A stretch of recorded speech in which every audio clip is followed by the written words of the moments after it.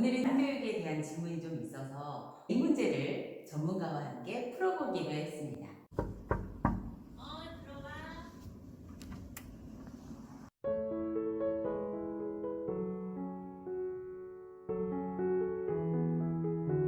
선생님이 보시기에 대한교육이란 어떤 교육을 말하는 걸까요? 대안교육은요, 아이들의 개별성을 존중하고 아이들의 그 역량을 인정해주면서 길러주는 교육이라고 생각해요. 어떤 아이들이 오나요? 연령이나 혹시 공통적으로 가지고 있는 이슈가 있나요? 연령이 정해져 있지는 않고요. 유치부에서 초, 중, 고 다양하다고 보시면 돼요.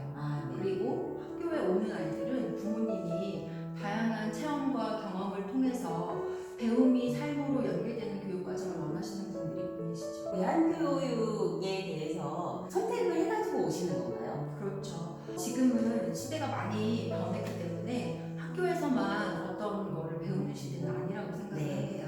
그러다 보니까 지식 습득만 중요한 게 아니고 다양한 사람과 사람과의 관계, 상호작용, 또 언어, 공감 능력 이런 다양한 능력들이 필요한 시대가 이제 됐죠. 그래서 그런 거를 올바르게 길러주려면 어떤 것이 필요할까 많은 고민을 했던 부모님들이 선택을 하시게 됩니다. 선생님, 요즘에 공동육아라고 하는 개념이 굉장히 많이 알려져 있잖아요. 네. 공동육아하고 혹시 대한교육이 차이점이 혹시 있을까요? 아니요, 비슷한 그 개념이에요. 네. 단지 이제 공동육아는 취약 전의 아이들을 위해서 엄마들이 함께 키워보자 이런 차원에서 만들어진 거고요. 대안학교는 초등학교 이후, 그러니까 취약 후의 아이들을 위해서 만들어진 거죠. 근데 단지 이제 조금의 차이가 있다면 공동육아는 부모님들이 출자를 해서 만드시고 대안학교는 공동육아처럼 출자를 같이 해서 만드는 경우도 있고 또는 개인이 만들고 거기에 이제 함께 합을 해서 다니는 경우도 있고 이렇게 조금 차이가 있다는 그런 차이 정도입니다. 그러면 그 대한교육이라고 하는 그 기관은 법적으로 뭐 테두리가 있는 건가요? 대한교육은 현역 인정을 받으려면 현역 인정을 받는 조건에 맞춘 진행을 해야 되겠죠. 그런데 지금은 이제 비인가 대안학교가 훨씬 더 많은 상황이고요. 그거는 제재나 지원을 받지 않는 대신에 그래도 조금 더 자유로운 교육과정 운영을 위해서 풀어 인가를 받지 않는 경우도 있습니다. 네, 그렇군요. 대한학교에서 주요 활동이라고 그러면 어떤 게 있을까요? 각 대안학교마다의 특색이 많이 달라요. 그래서 학교를 알아보실 때 내 아이에게는 어떤 학교가 맞는지를 꼼꼼하게 찾아볼 필요가 있는데요. 주로 어떤 학교는 환경 생태를 중요하게 생각하는 학교가 있고 또 어떤 학교는 체험활동을 중요하게 생각하는 학교가 있고 이렇게 각각의 성격들이 다르죠.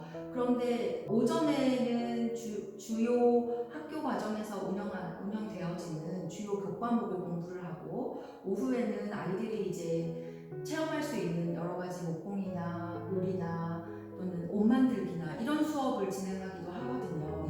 그래서 어찌되었던 우리 아이하고 얼마나 잘 맞는지 또 우리 아이가 이런 교육과정 안에서 잘 적응할 수 있는지를 아이하고 함께 꼼꼼하게 찾아볼 필요가 있다고 생각합니다. 아이들이랑 이 물리적으로 이제 심리적으로 거리가 너무 가깝다 보니까 내 아이에 대해서 몰랐던 부분들을 계속 발견하게 되는 시기인 것 같아요, 요즘에. 그래서 이제 이런 아이들의 특성을 보고 부모로서는 대한교육은 어떨까라고 하는 고민 한 번씩 해볼 것 같은데 유아 시절에 대안학교를 경험을 했던 아이들이 다시 공교육으로 갔다가 다시 대안교육으로 다시 적응을 못하고 오는 케이스는 혹시 있는지.